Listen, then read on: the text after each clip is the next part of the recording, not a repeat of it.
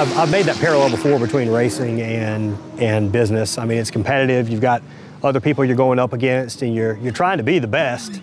A big part of it is just learning. You know, we made a lot of mistakes. That's the parallels that I normally make.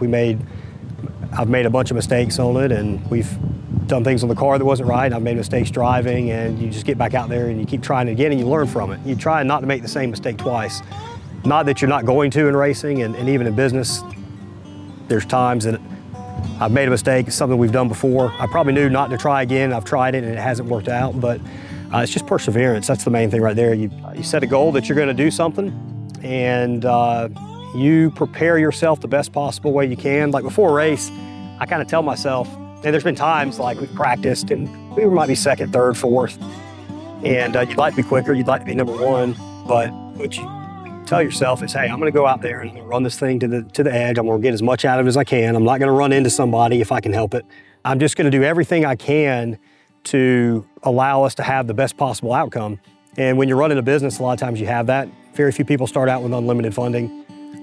Things happen in the economy. In the case of junk removal, you might go through a spurt where it's cold, or you have weather issues. You have employee issues where you know, somebody that you didn't think was going to leave and when you really relied on might leave, and you've got to replace them. You know, all kinds of stuff are thrown your way, just sort of like out on a racetrack where you've got, unlike other sports, you've got a machine. So a tire can mess up, or brakes can go out, or an engine can quit. So there's things a little bit outside of your control.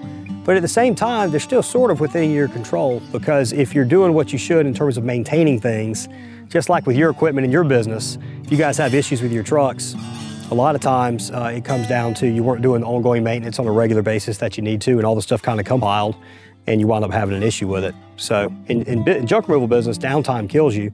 In the race car end of things, your finish is just ruined, obviously, if you have mechanical issues. So you really have to look after that stuff. And every single part of it, you've got to really pay attention to. If you get kind of content, then that's when, in the case of racing, you start slowing down, and some people surpass you, because you're going up against people that are all the time looking to beat you.